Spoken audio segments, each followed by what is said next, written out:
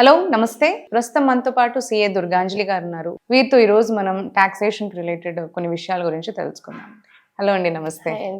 Yeah, మనం previous వీడియోలో చెప్పినట్లయితే మనకి 12 lakhs per 75 అని మీరు మనకి టాక్సేషన్ గురించి చెప్పారు.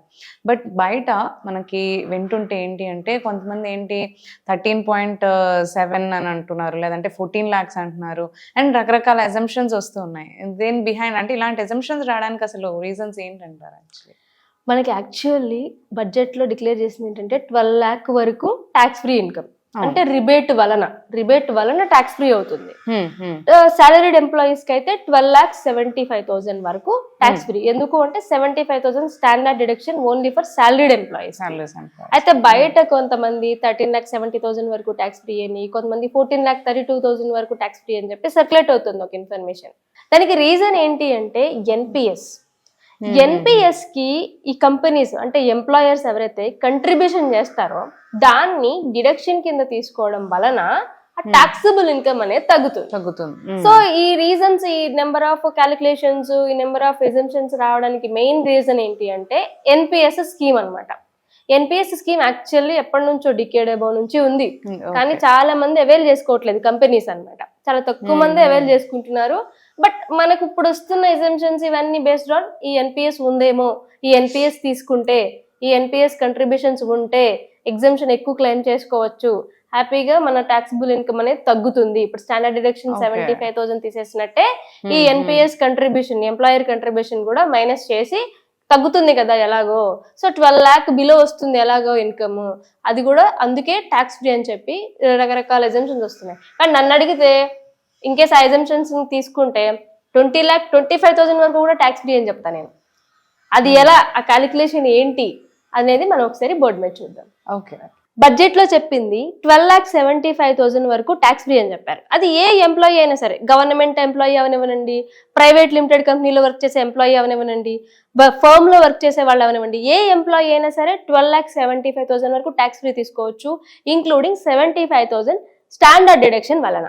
కానీ నార్మల్ గా ఎందుకు బయట ఇన్ఫర్మేషన్ చాలా మంది నిపుణులు 13,70,000 వరకు ట్యాక్స్ ఫ్రీ అంటున్నారు, ఆ నిపుణులు 14,32,000 వరకు ట్యాక్స్ ఫ్రీ అంటున్నారు. ఎందుకు ఈ నిపుణులు రకరకాల లిమిట్స్ చెప్తున్నారు అనేది తెలుసుకోవాలంటే ఫస్ట్ మనం తెలుసుకోవాల్సింది NPS, national pension scheme.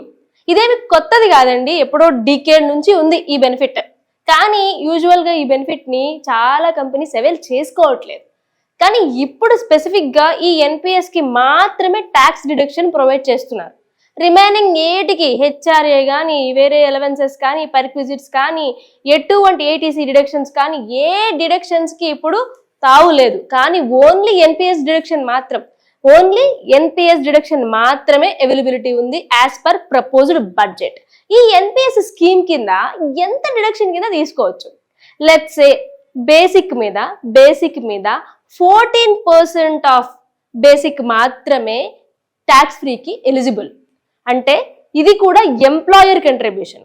Employer ఎవరైతే, మీ కంపెనీ ఏదైతే మీకోసం, ఎంప్లాయీస్ కోసం 14% ఆఫ్ బేసిక్ పే వరకు కంట్రిబ్యూట్ చేస్తుందో ఆ అమౌంట్ ట్యాక్స్ ఫ్రీ, అదొక్కటే ఉంది. And other than this employer contribution on PF, public provident fund లేదు, పబ్లిక్ ప్రావిడెంట్ ఫండ్ ఇప్పుడు ఏటీసీలో లేదు, ఎలిజిబుల్ కాదు. Only employer contribution, employee contribution of PF కూడా లేదు, ఓన్లీ ఎంప్లాయర్ కంట్రిబ్యూషన్ మాత్రమే ఇప్పుడు ఎలిజిబుల్ ఉంది. అది కూడా 12% ఆఫ్ బేసిక్ పే. అయితే మనం చెప్తున్న ఈ సోకాల్డ్ నిపుణులు వాళ్ళ బేసిక్ పేని ఎజ్యూమ్ చేసుకుని, అంటే యూజువల్ గా ఇప్పుడు బాగా సర్క్యులేట్ అవుతుంది 13,70,000 వరకు ట్యాక్స్ ఫ్రీ అని చెప్పి అంటున్నారు. అయితే ఆ చెప్తున్న నిపుణులు వాళ్ళ క్యాలిక్యులేషన్ ప్రకారం ఏంటి అంటే, let's assume that 50% basic pay, 50% basic పేని ఎజ్యూమ్ చేసుకుంటున్నారు. ఎజ్యూమ్ చేసుకుని దీని మీద 15% అంటే ఎంత వస్తుంది?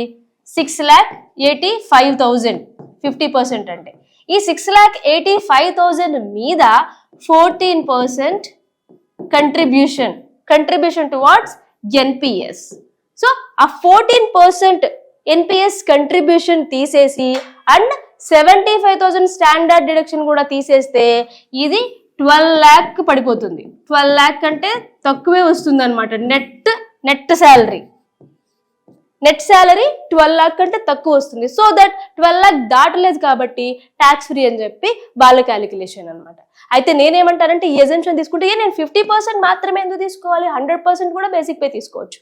కానీ యూజువల్గా కంపెనీస్ ప్రాక్టికల్గా బేసిక్ పేని చాలా తక్కువ అమౌంట్ ఉంటుంది. ఒకవేళ మీ శాలరీ స్ట్రక్చర్ చూస్తే బేసిక్ పే తక్కువ అమౌంట్ ఉంటుంది, మిగతా అన్ని అలవెన్సెస్ అని, రీఎంబర్స్మెంట్స్ అని, ఫుడ్ కూపన్స్ అని, హెచ్ఆర్ఏ అని, లేకపోతే ప్రొఫెషనల్ పర్క్విజిట్స్ అని చెప్పి ఇవన్నీ ఎక్కువ ఉంటాయి. ఎందుకు అంటే మెయిన్ రీజన్ బేసిక్ పే ఎక్కువ ఉంటే కనుక ఎంప్లాయర్ కంట్రిబ్యూషన్స్ పెరుగుతాయి.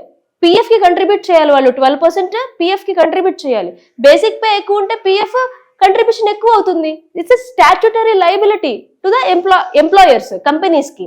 అందుకు మాక్సిమం కంపెనీస్ బేసిక్ పీని తక్కువ పెట్టి రిమైనింగ్ అమౌంట్స్ అన్ని కూడా ఎక్కువ పెడతారు అనమాట. కానీ ఇప్పుడు ఇదివరకు రోజుల్లో అంటే ఈ అలవెన్సెస్ ఎగ్జామ్షన్స్ వస్తున్నాయి, కానీ ఇప్పుడు ఎన్పిఎస్ అండ్ పిఎఫ్ తప్ప ఎటువంటి వేరే ఏవి ఎగ్జామ్షన్స్ అలవెన్సెస్ రావటం లేదు. సో ఇప్పుడు కంపెనీస్ ఒకవేళ ఎంప్లాయీ యొక్క సేఫ్టీ, ఎంప్లాయీ యొక్క ట్యాక్స్ సేవింగ్ కనుక కోరుకుంటే వాళ్ళు చేయాల్సింది ఏంటి అంటే బేసిక్ పేని పెంచుకుని ఈ అలవెన్సెస్ అన్ని ఏముంది జస్ట్ శాలరీ స్ట్రక్చర్ మార్చుకోవడమే. కాబట్టి basic pay usually salary structure ఎలా ఉంటుంది, basic pay plus HRA allowance, professional perquisites, other food coupons, other allowances ఏమన్నా ఉంటే all other allowances less professional tax less TDS ఇలా ఉంటుంది. అయితే ఎన్పిఎస్ ప్రొవైడ్ చేస్తే కంపెనీస్ కనుక ఎన్పిఎస్ కంట్రిబ్యూషన్ ప్రొవైడ్ చేస్తే ఇది NPS contribution plus PF contribution, ఈ రెండు కూడా కీ రోల్ అనమాట. ఇప్పుడు బడ్జెట్ ప్రకారం ఇది తప్ప మిగతా ఏవి పిఎఫ్ కంట్రిబ్యూషన్, ఎన్పిఎస్ కంట్రిబ్యూషన్ తప్ప మిగతా ఏవి ట్యాక్స్ ఫ్రీ కాదు ఎంప్లాయీస్ కి. ఇదంతా కూడా వాళ్ళకి ఈ అన్నిటి మీద ఎంప్లాయీస్ ట్యాక్స్ కట్టాల్సిందే. ఇది ఒక్కటే డిడక్షన్ ఉంటుంది, అది కూడా 14% of basic pay limit, 12% of basic pay limit అనమాట. ఇది 12%, ఎన్పిఎస్ మాత్రం 14%. అయితే ఇప్పుడు కంపెనీస్ ఒకవేళ స్ట్రక్చర్ సరిగ్గా చేసుకుంటే బేసిక్ పేని పెంచుకుని ఈ అమౌంట్స్ అన్ని కూడా బేసిక్ పేనే అనుకుని ఈ ఎన్పిఎస్ కంట్రిబ్యూషన్, పిఎఫ్ కంట్రిబ్యూషన్ పెంచుకుంటే maximum NPS plus PF contribution 7,50,000 వరకు 7,50,000 వరకు ట్యాక్స్ ఫ్రీ. 7,50,000 వరకు మాక్సిమం ట్యాక్స్ ఫ్రీ. సో నేను చెప్పింది ఏమన్నాను, 20,25,000 వరకు ట్యాక్స్ ఫ్రీ అని చెప్పాను. ఇప్పుడు దీన్ని బట్టి 20,25,000 శాలరీ, మీ శాలరీ 20,25,000 అనుకోండి, లెస్ మీ ఎంప్లాయర్, మీ కంపెనీ ఎన్పిఎస్ కి అలాంగ్ విత్ పిఎఫ్ కంట్రిబ్యూషన్ కి కనుక 7,50,000 కంట్రిబ్యూట్ చేస్తే ఆ అలవెన్సెస్ అన్ని తీసేసి మిగతా అలవెన్సెస్ అన్నిటి బదులు ఈ ఎన్పిఎస్ పిఎఫ్ కంట్రిబ్యూట్ చేస్తే 7,50,000 minus 75,000 standard deduction 12 lakhs. Taxable limit దాటలేదు, మీకు ట్యాక్స్ ఫ్రీ. సో ఇలా కూడా ఎగ్జామ్ చేసుకోవచ్చు, ప్రొవైడెడ్ మీ కంపెనీ ఎన్పిఎస్ కి పిఎఫ్ కి ప్రాపర్ గా కంట్రిబ్యూట్ చేస్తే ఈ అమౌంట్ మొత్తం 7,50,000 మొత్తం. So it's high time actually అన్ని కంపెనీస్ ఎన్పిఎస్ అవైల్ చేసుకుని రిమైనింగ్ అలవెన్సెస్ ని కొంచెం తగ్గించుకొని ఎన్పిఎస్ కి కంట్రిబ్యూట్ చేసుకుంటే కనుక ఎంప్లాయీస్ కి ట్యాక్స్ సేవ్ చేసుకునే ఛాన్సెస్ ఉంటుంది. Thank you so much. Okay, అయితే సో ఇదన్నమాట, అంటే అజంప్షన్స్ అలా రకరకాల రీజన్స్ రావడానికి అనేది. సో మీరు చాలా చక్కగా క్లారిఫై చేశారు. Thank you so much. Thank you so much.